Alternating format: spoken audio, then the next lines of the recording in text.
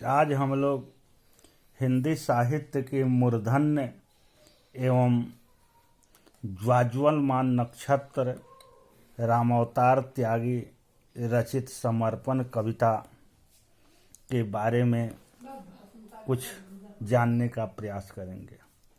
समर्पण कविता में कवि ने मातृभूमि के प्रति अपना तन मन तथा जीवन समर्पित करते हुए अन्य लोगों को भी इसकी प्रेरणा दी है। इस कविता के माध्यम से कवि बताना चाहता है कि अपनी मातृभूमि की रक्षा के लिए सभी को अपने रक्त का एक एक कण समर्पित कर देना चाहिए। कवि तन मन और जीवन समर्पित करके भी संतुष्ट नहीं है, क्योंकि मातृभूमि का ऋण बहुत अधिक है और वह स्वयं बहुत छोटा है। कविता के दूसरे पंक्तियों में कवि बताना चाहता है कि माँ तुम्हारा ऋण बहुत है, मैं अकिंचन, किंतु इतना कर रहा फिर भी निवेदन, थाल में लाऊं सजाकर भाल, जब भी कर दया स्वीकार कर लेना यह समर्पण। कवि इन पंक्तियों के द्वारा यह बताना चाहता है कि शीश को थाल में सजाकर देश की मिट्टी को कवि भेंट करना चाहता है। कवि मातृभूमि का ऋणी है, अतः वह अपना सर्वस्व देश हेतु समर्पित करना चाहता है। जो भी व्यक्ति देश के लिए कुर्बान हो जाता है, वह आने वाली पीढ़ी के लिए प्रेरणा का स्रोत होता है। कहा भी गया है, वीर भला मरते कब हैं, आराम समाधि में करते, सरहद पर जब हलचल होती, हुंकार समाधि में करते।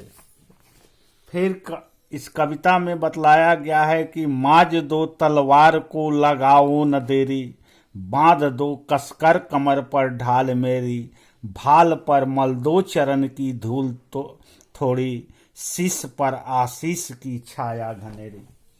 कवि हाथों में तलवार लेकर और कमर पर ढाल बांधकर अपनी मातृभूमि की रक्षा के लिए जा रहा है। कवि मातृभूमि की धूल अपने माथे पर लगाना चाहता है, क्योंकि यह धूल हर भारतवासियों के लिए गर्व का विषय है। क्योंकि अगर वह राष्ट्र की सेवा करते हुए मर जाता है तो उसके जीवन का सफर धन्य हो जाता है। कहा भी गया है, वतन पर मरा जो अमर हो गया, सफल आज उसका सफर हो गया। हजारों गए पर गया जो वतन पर, कहानी उसी की रही हर जगह है। कहीं जाकर जान देकर शहीद ही हो गई है, वतन भी सर झुकाता है वतन पर जो मरा होता। कवि मातृभूमि की धूल अपने माथे पर लगाना चाहता है। फिर यहाँ बताया गया है कि स्वप्न अर्पित प्रश्न अर्पित, वायु का छन छन आयु का छन छन समर्पित, चाहता हूँ देश की धरती तुझे कुछ और दूं। आयु का हर क्षण व्यक्ति को राष्ट्र के लिए समर्पित कर देना चाहिए, क्योंकि देश की मिट्टी कुर्बानी मांगती है और यह देश की युवा पीढ़ी ही देश के लिए अपनी कुर्बानी दे सकती है। क्योंकि जीवन की सार्थकता चुनौती को स्वीकार करने में भी है। क्योंकि राष्ट्र कवि दिनकर जी ने भी कहा कि करे न यदि स्वीकार चुनौती, चढ़ती हुई जवानी क्या, दिल के टुकड़े हुए नहीं तो बहा दीर्घों से पानी क्या, मस्ती क्या जिसको पाकर भी दुनिया की भी भान रहे, डरने लगी मरण से फिर तो चढ़ती हुई जवानी क्या।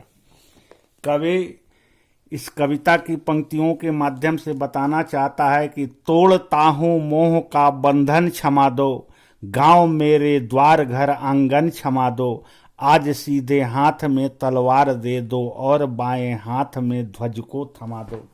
कवि अपने गांव और अपने घर से मोह का बंधन तोड़ना चाहता है, क्योंकि वे देश के सच्चे सपूत हैं।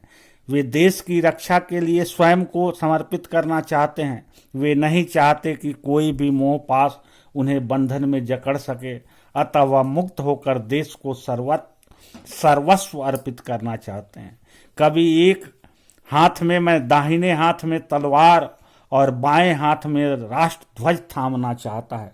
जब तक उसकी धमनियों में खून का एक भी कतरा प्रवाहित होता रहेगा, तब तक उसका राष्ट्र ध्वज नीचे गिर नहीं पाएगा। इसलिए यह भी कहा गया है कि हर नौजवान के अंदर चुनौती को स्वीकार करने की क्षमता होती है और जवानी की शान कुर्बानी भी होती है। कहा भी गया है, कला ज्ञान है शान कलाविद, कविज्ञानी विज्ञानी की, कुर्बानी है शान जगत में चढ़ती हुई जवानी की। अंत में जो पंक्ति है, सुमन अर्पित चमन अर्पित नीड़ का तिण तिण समर्पित, चाहता हूं देश की धरती तुझे कुछ और दूं।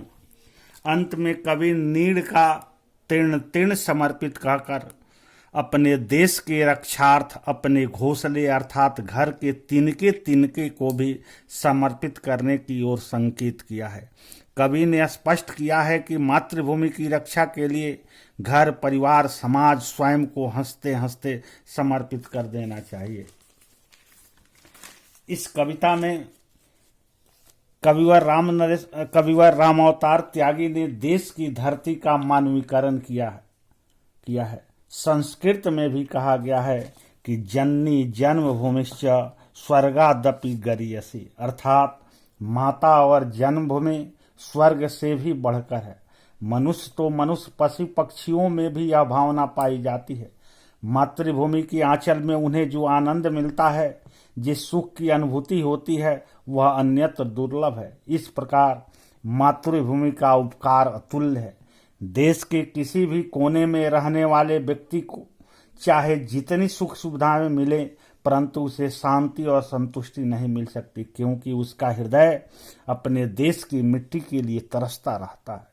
उर्दू में एक शायर ने बड़ा अच्छा लिखा है, वह टूटी हुई झोंपड़ी बेजरर है, भली उस महल से जहां कुछ खतर है, मिले खुश्क रोटी जो आजाद रहकर, कि खौफ जिल्लत के हलवे से बेहतर।